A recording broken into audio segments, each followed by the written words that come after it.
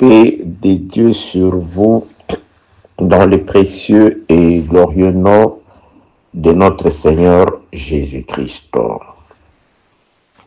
La gloire, l'honneur à Dieu par Jésus-Christ qui nous maintient premièrement en vie, qui nous rassure que nous avons pendant le temps du pèlerinage sur la terre droit à l'assistance.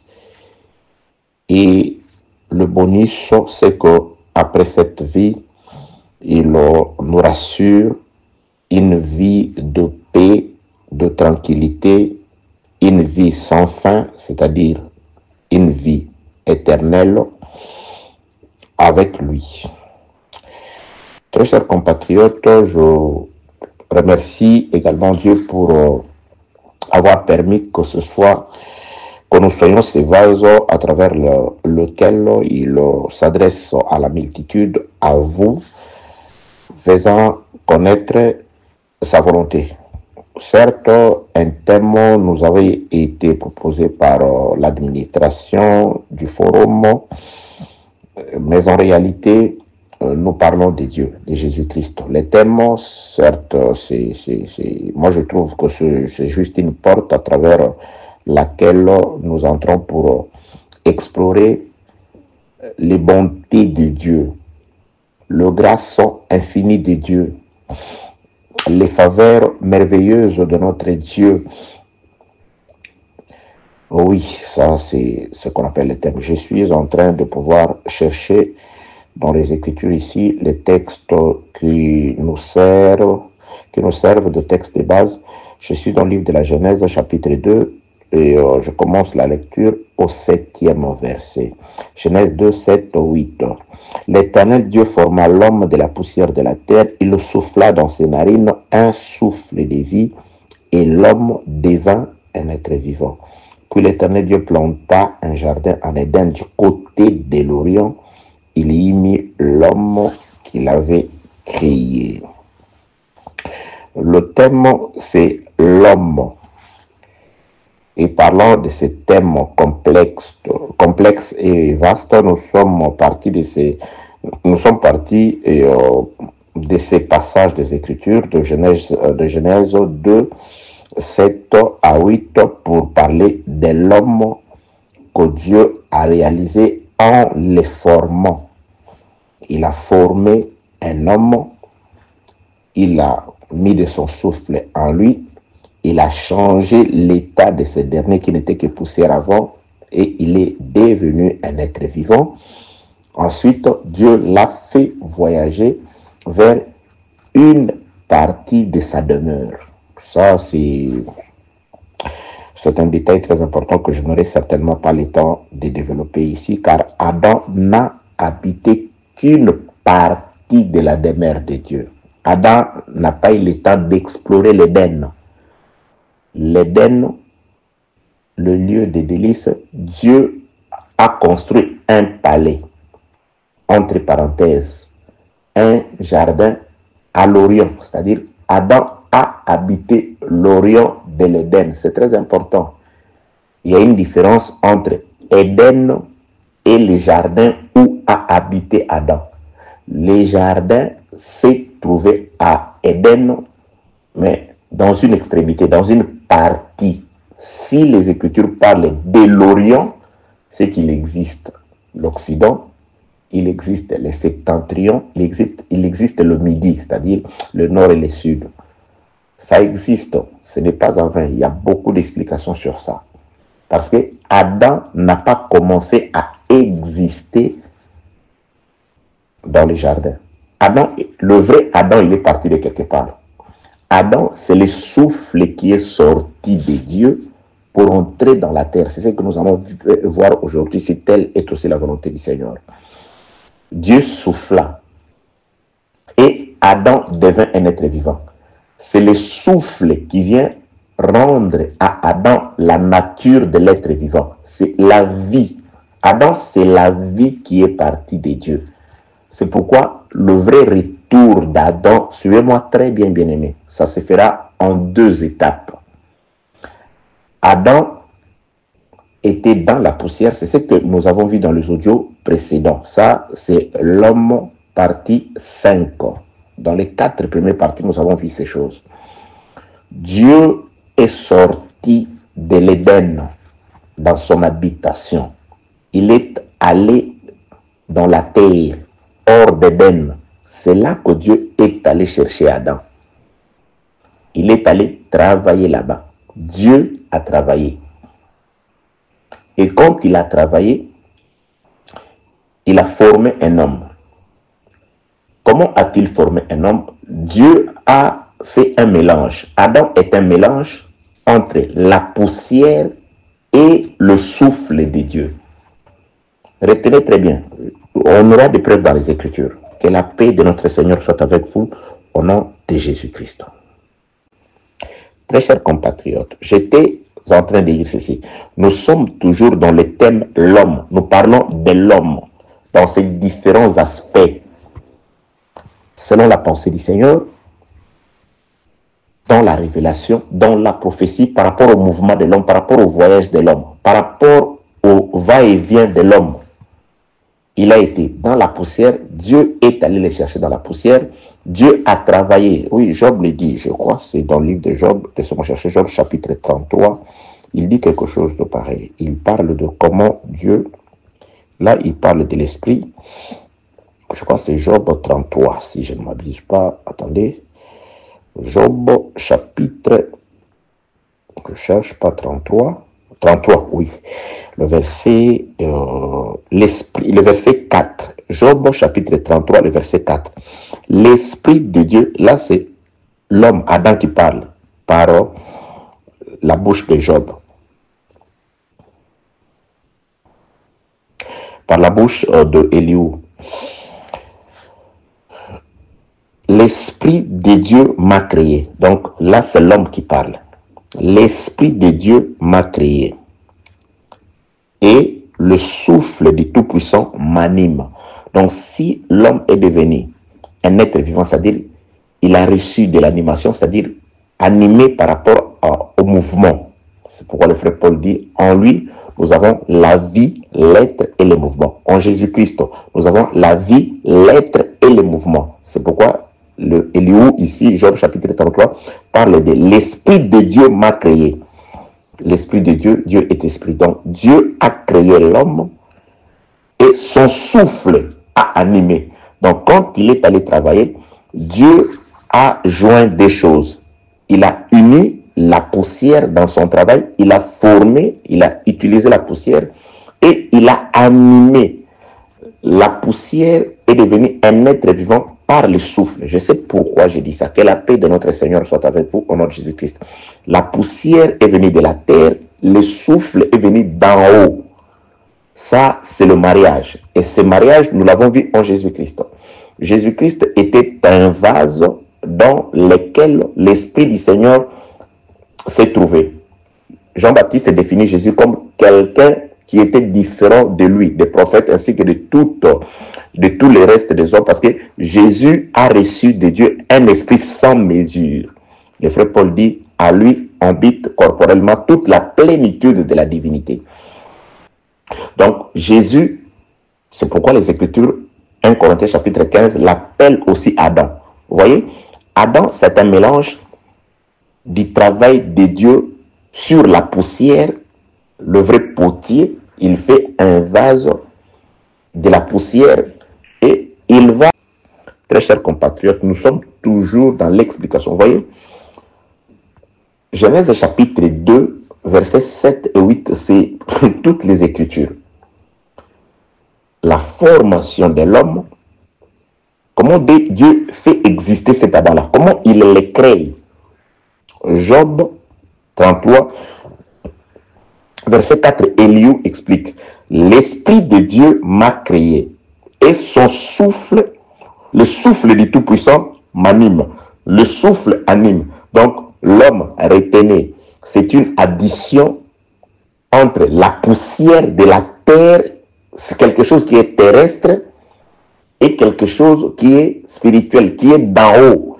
L'Esprit vient d'en haut, se mêle à la terre qui est terrestre et forme Adam. Adam devint un être vivant. La terre peut bouger, la terre peut marcher, la terre peut parler. C'est pourquoi, bien-aimé dans le Seigneur, Adam, quand il était poussière, dans la poussière, il ne pouvait pas dominer sur le reste de la poussière. Adam domine sur le reste de la poussière quand il reçoit la forme et le souffle. Il prend la morphologie humaine. C'est alors qu'Adam peut marcher sur le reste de la terre. Bien aimé, on ne domine pas tant qu'on est comme tout le monde. Avant de dominer sur la terre, sur le monde, sur les animaux, sur les esprits impurs, vous devez aussi travaillé par Dieu, c'est-à-dire recevoir une forme divine et aussi le souffle céleste. Quand vous avez ça, vous devenez un être vivant. Vous pouvez marcher sur les serpents, sur les scorpions, sur toute la puissance de l'ennemi, c'est-à-dire sur la terre. Tant que Adam n'avait pas encore subi les effets du travail de Dieu, de la création de Dieu, des mains de Dieu, Adam était égal, il était englouti, il était comme toute la poussière de la terre. Il était faillible comme toute la poussière de la terre. Mais lorsque Adam reçoit des transformations de la part de Dieu, il reçoit une forme nouvelle par rapport à celle qu'il avait avant. Qu'est-ce que Adam reçoit son esprit? Il va se relever. Là, Adam peut marcher maintenant. C'est-à-dire, c'est la domination. Nous avons la domination. Vous pouvez crier, Satan, je te chasse au nom de Jésus, chasser les démons. Mais si vous n'avez pas cette nature-là, si vous n'avez pas été travaillé par Dieu pour recevoir, pour devenir un être vivant, bien aimé, vous n'êtes pas différent de tout le monde. C'est-à-dire, vous êtes la proie des esprits impurs parce que vous êtes poussière encore. Les serpents vont vous manger parce que l'ordre de Dieu, c'est un ordre. Tu mangeras la poussière. Quand tu restes poussière, les serpents te mangent. Que la paix de notre Seigneur soit avec vous au nom de Jésus-Christ. Donc, très chers compatriotes, nous sommes toujours dans l'homme, dans les différents aspects de l'homme que Dieu a formé. Que la paix de Dieu soit avec vous au nom de Jésus-Christ. Que la lumière du Saint-Esprit vous éclaire. Que Dieu vous assiste. Que Dieu console les cœurs des affligés au nom de Jésus-Christ. Qu'il soit cette réponse que nous attendons. Parce que en Jésus-Christ, la réponse aux attentes a été donnée. Oui, par Jésus-Christ, nous avons droit aussi à la consolation parce que cet enfant devrait être appelé consolation. Il est celui qui est venu sauver son peuple du péché. Que Jésus te dégage de tous les liens qui t'attachent à la terre, au monde, au nom de Jésus-Christ. De manière à ce que tu puisses devenir un être vivant et que tu marches sur la terre, sur le reste de la poussière de la terre, ou que tu domines réellement. Paix de Dieu sur vous, au nom de Jésus. Donc, très chers compatriotes, Adam, c'est l'esprit ou le souffle du Tout-Puissant. Pourquoi l'esprit? Eliou, parfois je parle du souffle, parfois je parle de l'esprit, c'est plutôt Eliou qui le dit toujours. Job chapitre 32, et il est dit, en réalité, dans l'homme, c'est l'esprit, virgule, le souffle du Tout-Puissant qui donne l'intelligence. Donc il dit, l'esprit est donné à l'homme à travers le souffle du Tout-Puissant. Et cela lui donne l'intelligence. L'intelligence selon Dieu. C'est cette capacité de reconnaître d'abord son Créateur, de comprendre la pensée du Seigneur et de marcher selon cette pensée-là. C'est ça un homme intelligent d'après le Seigneur. Que la paix de Dieu soit avec vous, au nom de Jésus-Christ. Oui, très chers compatriotes, c'est ça un homme selon Dieu, un être vivant selon Dieu. Celui qui a été le fruit du travail de l'Esprit de Dieu. C'est pourquoi aujourd'hui, je l'ai dit, lorsque Dieu veut... Job, que j'aurais pu dire un passage d'écriture. Frère, laissez-moi chercher ce passage d'écriture de Job. Il parle de l'homme en termes d'animaux. Là, Job chapitre... C'est pas Job, Psaume chapitre 104. Psaume chapitre 104. Psaume chapitre 104. Laissez-moi chercher et trouver les versets pour nous. Dieu est vraiment merveilleux. Psaume chapitre 104. C'est le verset 27. Psaume chapitre 54, le verset 27 dit ceci. Tous ces animaux, attendez, Psaume chapitre 54, je vais sauter, je commence la lecture au 23e verset, écoutez très bien. L'homme sort pour se rendre à son ouvrage et à son travail jusqu'au soir. Retenez ceci. Je suis, très chers compatriotes, toujours en train de nous parler de l'homme. Nous sommes arrivés dans le livre de Psaumes chapitre 104. Nous sommes toujours dans la formation de l'homme. Nous avons dit par rapport aux Écritures que l'homme est une addition, un assemblage, un mélange entre une partie terrestre et une partie céleste. L'esprit entre dans la terre. Il y a ces deux choses-là. Et l'esprit dans une terre qui a reçu une forme céleste, l'esprit entre dans cette terre et l'homme s'anime, l'homme bouge, l'homme reçoit la vie, l'être et le mouvement. Il devient un être vivant.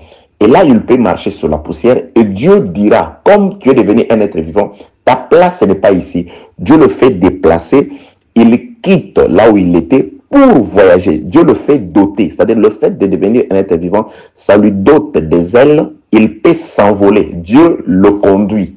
Dieu les conduit vers un jardin qu'il avait planté dans une partie de l'Éden, à l'Orient. Une extrémité de l'Éden, c'est là que Adam a habité. Que la paix de notre Seigneur soit avec vous, au nom de Jésus-Christ. Avant de poursuivre dans la lecture de Psaume 104, je vais expliquer quelque chose. Je disais ceci. L'homme est sauvé, il est ramené à deux étapes, c'est-à-dire,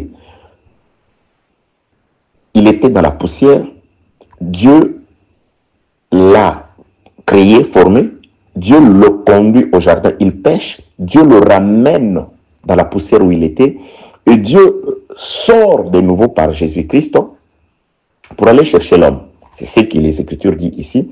Quand il sort pour aller chercher l'homme, il vient sous forme de l'homme, mais en lui habite corporellement la plénitude de la divinité. Job, chapitre et plutôt Psaume 54, verset 23 dit ceci. L'homme sort pour se rendre à son ouvrage. C'est pourquoi j'ai dit, Adam, c'est le travail, c'est le fruit du travail de Dieu. Et Dieu, quand il vient travailler comme un homme. Et il va finir son travail, dit le psalmiste, le soir. Le soir, c'est la fin du travail. Le soir, le soleil va se coucher, l'homme doit se reposer. L'homme doit finir son travail. C'est pourquoi le soir de Jésus, c'est le coucher du soleil, c'est la mort du véritable soleil. Le soleil de la justice, c'est couché à la croix. La mort de Jésus, c'est le coucher du soleil. Et lorsque le Seigneur se couche, c'est-à-dire c'est la fin du travail. C'est pourquoi il a dit, avant de se coucher à Golgotha, tout est accompli. C'est-à-dire, il a fini le travail. Il a travaillé et c'est fini. L'homme a achevé le travail le soir. Que la paix de notre Seigneur soit avec vous, au nom de Jésus-Christ. Donc, le véritable homme qui est venu travailler pour chercher l'homme, ça c'est le Seigneur Jésus-Christ. Celui en qui habite la plénitude de la divinité, il sort pour venir chercher l'homme. Il travaille jusqu'au soir, fin du travail. Il met fin à son travail. Tout est accompli. C'est la fin des temps, le soir, afin que commence le temps de la fin. Que la paix de notre Seigneur soit avec vous, au nom de Jésus-Christ. Écoutez ce que le psalmiste dit, Psaume, chapitre 104 toujours. Verset 23, je reprends. L'homme sort pour se rendre à son ouvrage. L'ouvrage, Dieu quitte l'éternité. Il quitte Éden. Il sort pour aller rechercher Adam. Il va travailler. Et quand il travaille, le soir, c'est fini. Entre les deux soirs, la vie de l'agneau prend fin. L'agneau qui a été gardé pendant 4 jours, le 4e jour, au soir, c'est fini. Le 14e jour, allais-je dire. Le 14e jour qui est aussi le 7e jour, la fin de la semaine, c'est fini. L'agneau doit mourir. Que la paix de notre Seigneur soit avec vous. L'agneau meurt, c'est la sortie du peuple. L'agneau meurt, je l'avais dit, ça correspond au mois des épis, où les plantes sont en épis, le blé est en épis, c'est-à-dire le blé mûri, prêt à être récolté, que la paix de notre Seigneur soit avec vous, au nom de Jésus-Christ. Donc, l'œuvre de la croix, c'est la fin du travail pour l'homme. L'homme finit le travail. C'est ce que le psalmiste dit ici, Psaume 104, verset 23, l'homme sort pour se rendre à son ouvrage et à son travail jusqu'au soir. Je saute. Là, le psalmiste va représenter les humains sous forme des animaux. Il ne sera pas le premier. Le frère Paul nous explique, quand Dieu dit, tu n'amuseras pas le bœuf quand il foule les grains. Le frère Paul dit, il ne parlait pas en faveur des animaux, c'est en faveur de nous. Dieu ne se met pas en peine des animaux, parce qu'aux yeux de Dieu, nous sommes des brebis, c'est-à-dire des animaux. Il n'y a qu'un seul homme, le Seigneur Jésus-Christ, le berger. Nous sommes des brebis. Nous sommes censés le suivre. Lui, c'est l'homme, le berger. Nous, c'est les brebis. Nous les suivons. Nous sommes les troupeaux de son pâturage. Donc, Dieu nous voit aussi parfois comme des animaux. C'est pourquoi, dans la loi, Dieu a distingué les animaux en deux catégories. Les animaux comestibles, purs, et les animaux impurs. Que la paix de notre Seigneur soit avec vous au nom de Jésus. Donc, nous sommes des animaux purs et les mondains, c'est des animaux impurs. Et que la paix de Dieu soit avec vous au nom de Jésus-Christ. Donc, j'étais en train de lire ceci. Psaume 104, verset 23, présente d'abord Jésus-Christ sous forme, lui comme l'homme et nous comme des animaux. Verset 27, je saute. Verset 27. Tous ces animaux espèrent en toi. En qui? En l'homme, par rapport au travail qu'il a fait jusqu'au soir. L'œuvre du soir, c'est l'espérance des animaux. Nous avons l'espérance parce que l'homme est sorti, il a travaillé jusqu'au soir.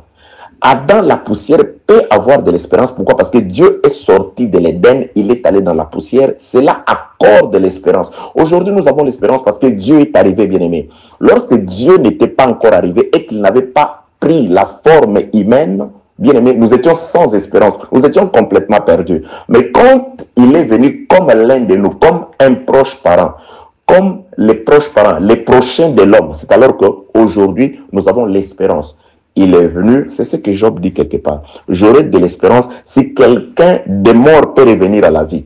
Un homme est allé chez les morts, il est revenu à la vie. Cela nous accorde de l'espérance. Et cela nous rassure que nous serons secourus dans tous nos besoins. Pourquoi? Parce que il est venu. Nous espérons en l'homme qui est venu, qui a travaillé jusqu'au soir. Que la paix de Dieu soit avec vous au nom de Jésus-Christ. Cet homme, c'est l'espérance d'Adam qui était dans la poussière à cause de sa désobéissance. Verset 27, psaume 104.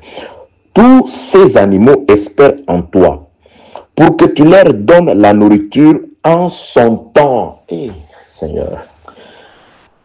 Non, si Blanchard ne parle pas, vous n'allez pas écouter. Ces choses, vous ne pouvez l'écouter que les Blanchards, tu ne comprends pas. Nous espérons à cet homme qui est sorti, qui a travaillé jusqu'au soir. C'est lui, notre seule espérance. C'est de lui que nous recevons la nourriture de notre temps. Pas la loi, pas n'importe quoi. La nourriture du temps, de notre temps, nous la recevons par Jésus-Christ.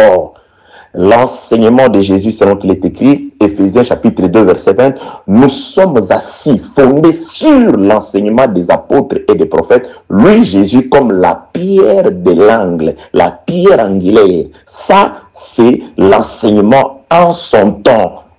Au temps voulu, Dieu nous donne cette nourriture, la nourriture que Dieu est en train de vous donner par nous. Que la paix de notre Seigneur soit avec vous au nom de Jésus-Christ. Verset 27e du livre des Psaumes 104. Tous ces animaux espèrent en toi pour que tu leur donnes la nourriture en son temps. Tu la leur donnes et ils la recueillent. Tu ouvres ta main et il sera saisi de bien. Tu ouvres ta main. Alléluia. Bien-aimé, la main de Dieu est ouverte par l'œuvre du ministère. Ok, je saute, je n'ai pas le temps. Je ne vais pas faire beaucoup d'audio aujourd'hui. Tu la leur donnes, c'est-à-dire la nourriture, et il la recueille. Verset 28, tu ouvres ta main et il sera saisi de bien. Tu caches ta face. Écoutez, quand Dieu cache maintenant sa face, ils sont tremblants, c'est-à-dire les animaux sont tremblants, et tu leur retires le souffle. Ils expirent et ils retournent dans la poussière. Dieu est allé chercher Adam. Il a travaillé. Lorsque Dieu a travaillé, il a conduit Adam à Gozen, c'est-à-dire dans le repos. Et là, Adam a péché. Dieu a fermé sa face, c'est-à-dire Dieu a chassé Adam du jardin. Lorsque Dieu cache Adam du jardin, Adam devient tremblant. Il tremble devant n'importe quoi. Adam tremble devant les serpents qu'il dominait autrefois. Adam, il tremble devant la puissance des nations. Bien-aimé, tu trembles pourquoi? Parce que Dieu t'a caché sa face. Il t'a caché sa face pourquoi? Parce que tu as péché. Parce que tu vis dans la chair. Tu vis selon le monde. Que la paix de notre Seigneur soit avec vous au nom de Jésus-Christ.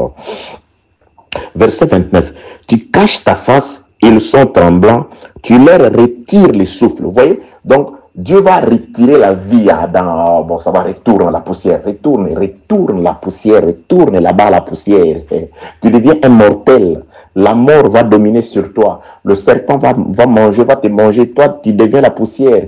Toi, les serpents, tu manges la poussière. Et verset 30. Tu envoies ton souffle et ils sont créés et tu renouvelles la face de la terre. J'aime le verset 30. Ça veut tout simplement dire, après que Dieu ait travaillé, il a formé Adam, il a conduit Adam auprès de lui. Adam a péché, Dieu lui a retiré la vie, il est retourné à la poussière, mais Dieu ne se limitera pas là-bas. Vous voyez déjà, l'œuvre de la rédemption, Dieu l'avait déjà annoncé par la bouche de ses psalmistes, psaume 104. Verset 30, tu envoies ton souffle, les animaux sont créés. C'est pourquoi Jésus-Christ, quand il vient, il va souffler sur les disciples. J'ai parlé de la récréation. Il vient recréer, il vient créer. Et quand il crée, verset 30 jours, il renouvelle la face de la terre. C'est-à-dire, il va renouveler ce qui était ancien, va passer. Il renouvelle la face de la terre. Il renouvelle la vie. C'est pourquoi il exprime ces choses à Nicodème sous forme de la nouvelle naissance. La nouvelle naissance qui est la condition obligatoire pour voir la face de Dieu, pour être sauvé, pour retourner au royaume de Dieu. Que la paix de notre Seigneur soit avec vous au nom de Jésus-Christ. Nous sommes dans l'homme. Paix de Dieu sur vous au nom de notre Seigneur Jésus-Christ.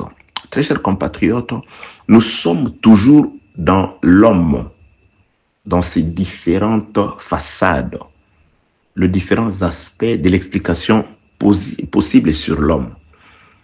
Comment Dieu travaille, comment Dieu Esprit va créer l'homme en 2 étapes ou 3 étapes. Il le sépare d'abord de la poussière, il lui donne la forme et il va lui doter de son souffle. Retenez ça, très important.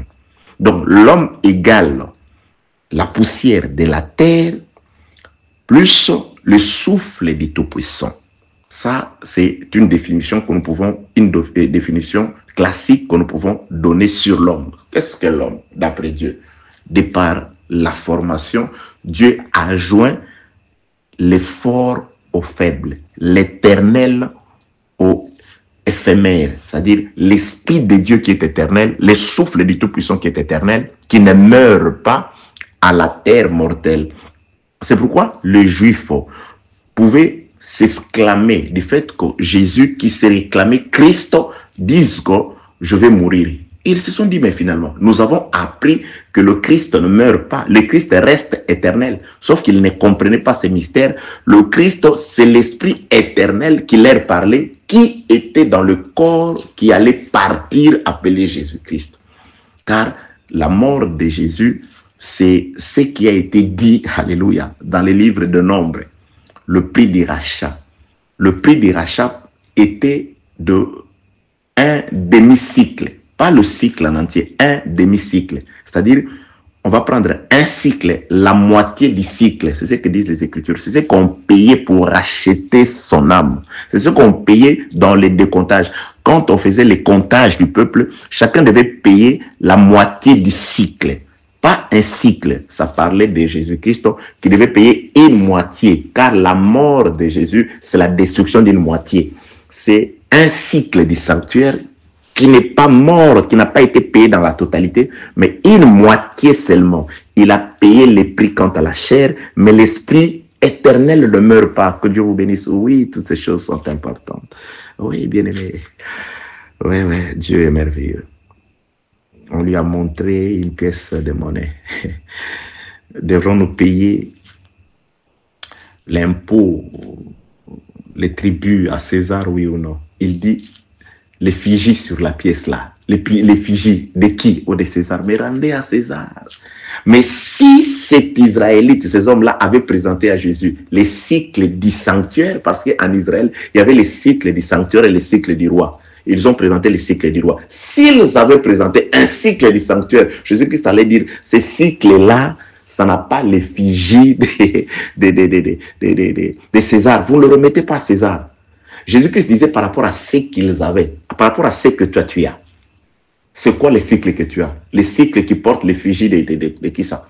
De César. Mais donnez ça à César. Mais il y avait un cycle du sanctuaire, celui dont la moitié était payée pour les rachats, de celui qui devait se figurer, de celui pour qui on faisait les décomptages.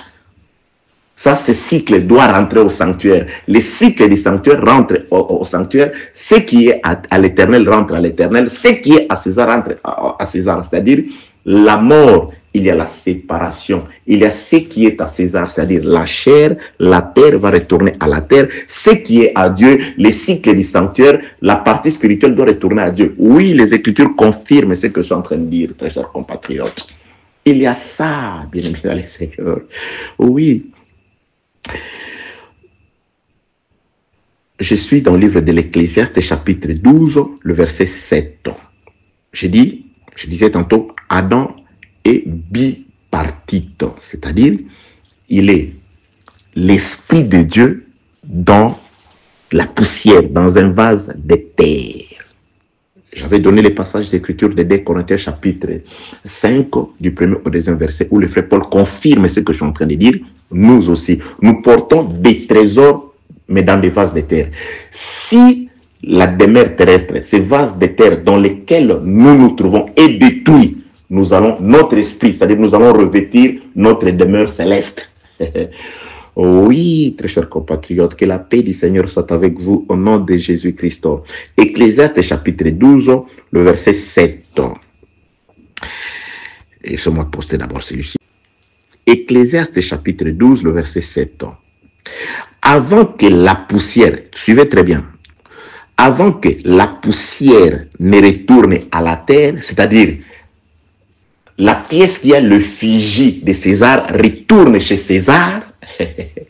Oui, parce qu'il y avait deux rois. Il y avait César représenté par Pilate. Il pose la question à Jésus. Es-tu roi? Jésus-Christ lui dit, si je suis roi, mais ne me confondez pas avec César. Je suis roi, mais je suis le cycle du sanctuaire. Mon royaume n'est pas de la terre. Mon royaume est du ciel. Ici, c'est le règne de César. C'est pourquoi, lorsque Pilate a posé la question aux Juifs, voudriez-vous que je crucifie votre roi? Ils ont dit non. Nous, notre roi, c'est César. Celui-ci, nous ne le connaissons qu'il est. Or, Jésus avait déclaré qu'il est roi. Donc, il y avait opposition entre le royaume de César qui régnait sur la terre et le royaume de Jésus qui régnait sur les âmes. Jésus-Christ a dit ceci. Tout pouvoir m'a été donné d'abord au ciel et ensuite à la terre. Bien aimé, c'est des temps prophétiques. L'œuvre de la croix, Jésus-Christ est venu régner au ciel. Le ciel aujourd'hui, c'est les âmes des sauvés. C'est l'Église. L'Église est un peuple céleste. L'Église est un peuple céleste, mais qui séjourne sur la terre. Donc, Jésus, le pouvoir lui a été donné au ciel. Aujourd'hui, il règne au ciel et il retournera pour régner sur la terre aussi, afin que tout soit complet. Il régnera au ciel et sur la terre, c'est-à-dire sur nous ainsi que sur toute la terre. Que la paix de notre Seigneur soit avec vous au nom de Jésus-Christ. Donc, Jésus-Christ fait cette différence. Rendez à César ce qui est à César, parce que la monnaie que vous avez, ça porte l'effigie de César. La vie que vous avez, c'est une vie qui porte l'effigie du prince du monde de la terre. Vous allez retourner à terre, vous retournerez à la poussière par rapport à la monnaie, à la vie que vous avez. Mais si vous avez le cycle du sanctuaire, ce cycle ne peut retourner que dans les sanctuaires. Ce cycle était utilisé pour les choses du sanctuaire. Et ce cycle, son taux ne changeait pas. Les taux du cycle étaient fixés par Dieu de 20 guéras. Ok. La parole de Dieu, elle est merveilleuse. Il y a beaucoup de choses et vous trouvez, il y a des prédicateurs qui vont derrière des livres, qui vont ramasser dans des poubelles des hommes bien aimés. Dans la parole, il y a des choses qu'on n'a pas encore prêchées. qu'on n'aura peut-être pas le temps de prêcher tant qu'on aura, tant peut-être que nous serons sur la terre. Il y a de ceux qui se chargeront encore de prêcher. J'ai dit, les Écritures restent. Mais c'est Dieu qui donnera de l'intelligence aux serviteurs, à ses peuples, pour comprendre toujours la parole. Les passages d'Écriture que je suis en train d'expliquer ici, quelqu'un d'autre peut venir avec le même passage, il vous donne des explications encore merveilleuses, basées sur la parole, et le peuple sera toujours édifié. Laissez de chercher ça et là dans des poubelles, les écrits des hommes et consorts. Confiez-vous à Dieu. Il y a la vie dans les Écritures. L'appel plus soit une vie de sanctification, une vie de prière, ouvre les yeux. Il avait promis, vous me verrez, mais le monde ne me verra pas. Nous devons le voir dans les Écritures. Que la paix de notre Seigneur soit avec vous au nom de Jésus-Christ. Bien aimé, nous sommes toujours dans l'homme, dans la composition de l'homme.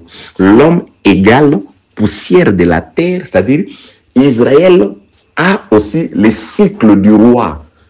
Il a la monnaie qui porte l'effigie de César. Mais ne gardez pas cette monnaie, rendez-les à César. Ce qui est à César doit retourner à César. Ce qui est à Dieu doit retourner à Dieu. Oui, à César, ce qui est à César, à Dieu, ce qui est à Dieu. C'est-à-dire, à un moment, en Israël, il y avait la royauté de César, il y avait la royauté de Jésus, du ciel par Jésus. Sauf que la royauté de Jésus n'était pas visible. Très peu de gens ont vu ça, 12 seulement. Jusqu'à rester 11. Que la paix de notre Seigneur soit avec vous au nom de Jésus-Christ. Oui, c'est ce qui se passe maintenant. Les gens sont là derrière la monnaie qui a l'effigie de César, c'est-à-dire les choses de la terre. Ils ont refusé d'écouter la sainte doctrine. Ils sont là cherchant qu'on leur dise des choses agréables à l'oreille, ce qui leur fait plaisir. Qu'on parle d'après ce qu'ils veulent qu'on leur dise. Oui, les gens sont comme ça. Il va chez les médecins, il dit, médecin, voilà, je souffre de telle maladie, donnez-moi tel et tel médicament. Il veut qu'on leur dise ce qui leur plaît. Que la paix de notre Seigneur soit avec vous au nom de Jésus-Christ. Donc, très chers compatriotes, nous sommes en train de parler sur la composition de cet homme que Dieu a créé. Il a mêlé son souffle, son esprit à la terre. Donc Adam était égal à la terre plus le souffle. Le véritable Adam, quand il est venu, il avait aussi la même composition. En lui habite corporellement. C'est-à-dire il était un vase dans lequel bouillonnait la plénitude de l'esprit. Je vous donne encore une autre parabole du Seigneur. Il dit ceci, alléluia, Jésus dit ceci.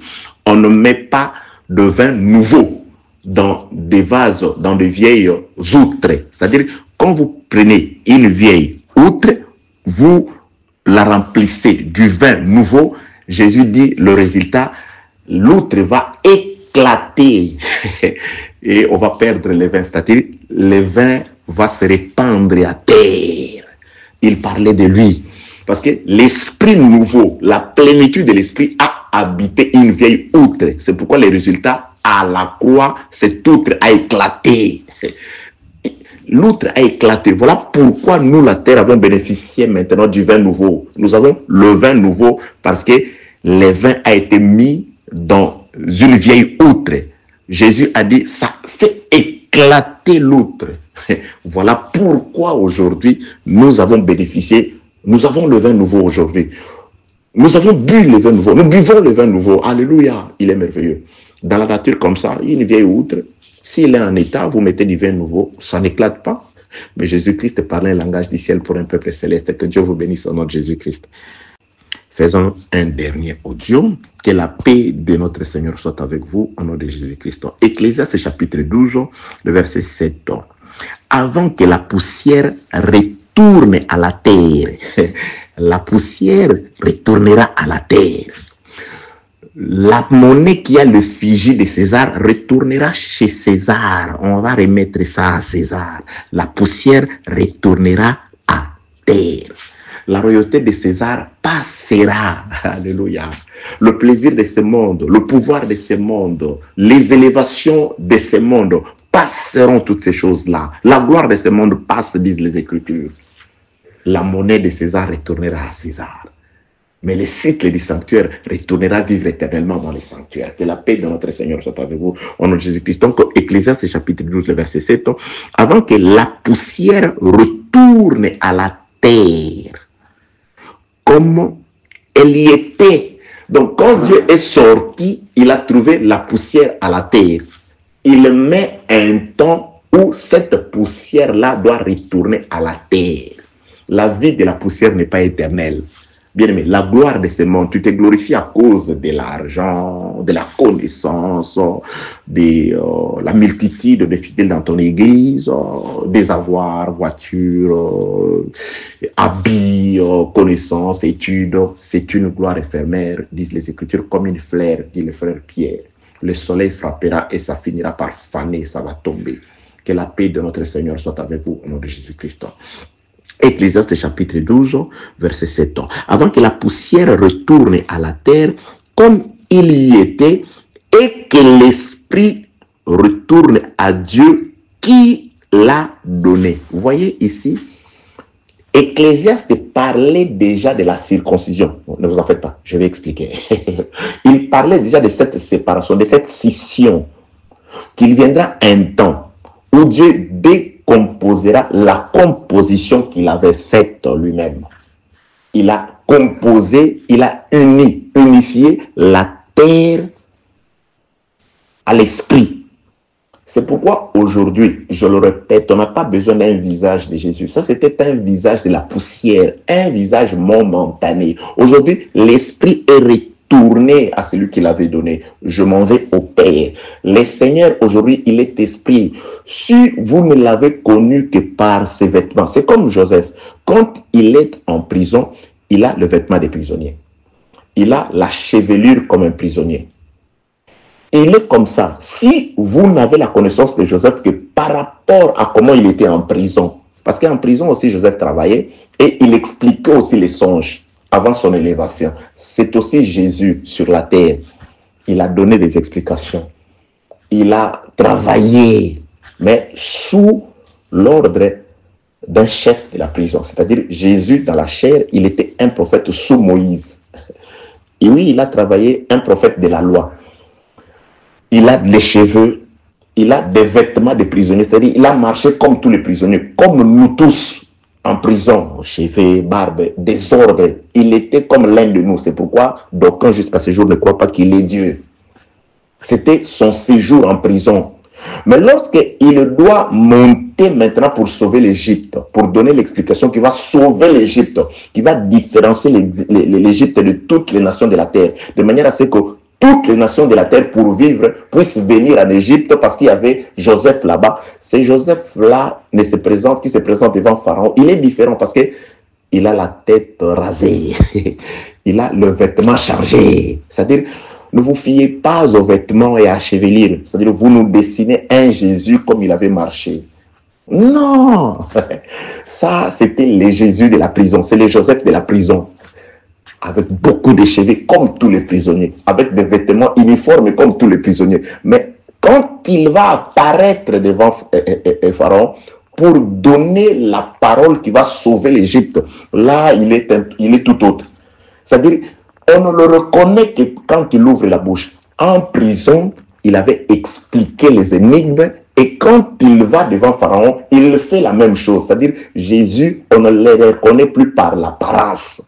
Sur les chemins d'Emmaüs, on voulait les saisir par l'apparence. Ils n'ont pas pu, ils ne reconnaîtraient pas.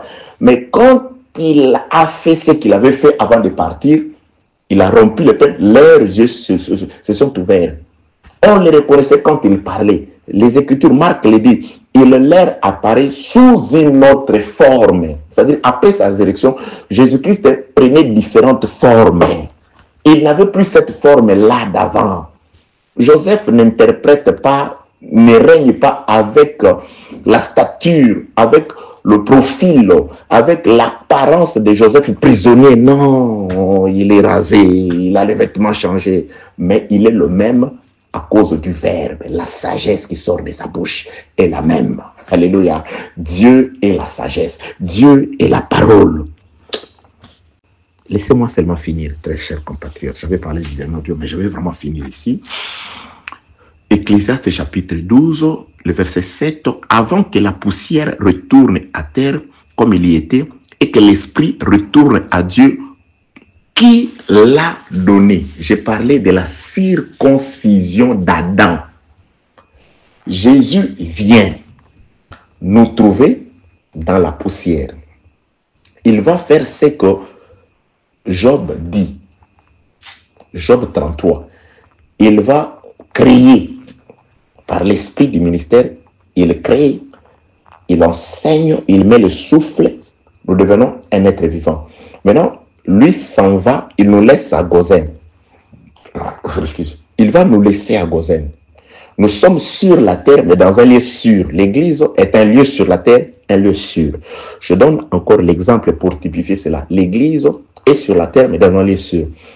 Il est écrit, Genèse chapitre 6 et le chapitre 7e. Lisez tout le chapitre. C'est bien aussi pour votre édification. Genèse, le chapitre 6 et 7 dit ceci. Après que Job ait écouté la parole du Seigneur, que Dieu l'ait averti et révélé tout ce qui concernait le sort du monde, qu'est-ce qui s'est passé? Job, je parle de Noé, Noé plutôt, pas Job, Noé. Après que Dieu ait apparu à Noé, il ait révélé toutes ces choses-là, qu'est-ce qui s'est passé? Noé, Dieu dit, fais-toi une arche. Il s'est fait cette arche, il a introduit les prédestinés au salut selon la liste de Dieu. N'est entré dans l'arche que ceux dont les noms figuraient dans la liste de Dieu, parce que Dieu a donné à Noé la liste des sauvés.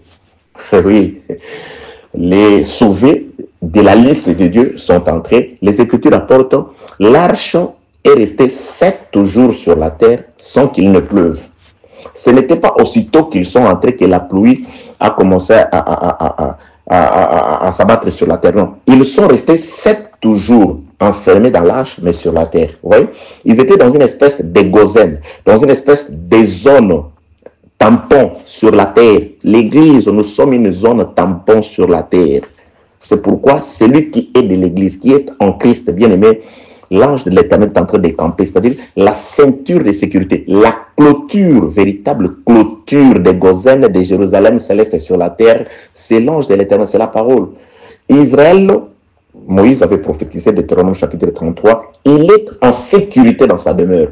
La demeure véritable d'Israël, ce n'était pas ce territoire-là, c'était la crainte et le respect de la parole. Dans le respect de la parole, on est en sécurité. Vous voyez? Donc, c'est-à-dire, lorsque Jésus recrée l'homme, Jésus laisse l'homme à Gozen. Il nous laisse. Il s'en va faire un travail, celui de planter, de préparer une place pour nous. Et quand il plante les jardins, il retournera nous prendre. Bien aimé, quand Jésus retourne pour prendre l'église qui est là, Jésus-Christ doit réaliser Ecclésiaste chapitre 12 que nous venons de lire. Jésus doit séparer. La terre doit rester. Le corps de la chair doit tomber, doit rester. C'est l'esprit qui doit retourner à Dieu. C'est ce qui est sorti de Dieu, la partie là qui retournera à Dieu, très chers compatriotes. Ça, c'est la circoncision d'après la définition, la véritable circoncision, parce que ce sera la fin des temps pour nous. Or, la circoncision, c'était le 8e jour. Le 8e jour, la fin des temps, Dieu va faire tomber. La poussière doit retourner sur la terre et l'esprit doit retourner à celui qui l'a donné. Celui qui est venu de Dieu, celui qui a l'esprit de Dieu, il retourne à Dieu. La circoncision, d'après ce qui est écrit dans le livre de Colossiens chapitre 2, attendez, Colossiens chapitre 2, chapitre 2e, le verset 11. Colossiens 2, 11. Et c'est en lui, c'est-à-dire en Jésus, que vous avez été circoncis d'une circoncision, écoutez, d'une circoncision que la main n'a pas faite, mais de la circoncision de Christ qui consiste dans le dépouillement du corps de la chair. Spirituellement, la parole nous circoncise, c'est-à-dire la parole fait tomber les désirs de la chair. La parole fait tomber les mondanités. La parole fait tomber tout attachement et considération d'après la chair. Parce qu'il y a des gens qui ne considèrent les autres que par rapport aux avoirs du monde. Il est comme ça, je m'attache à lui. Tu sais, quand tu t'attaches à lui, il aide. Il peut te secourir. Il peut t'aider. Il est de ta famille. Non.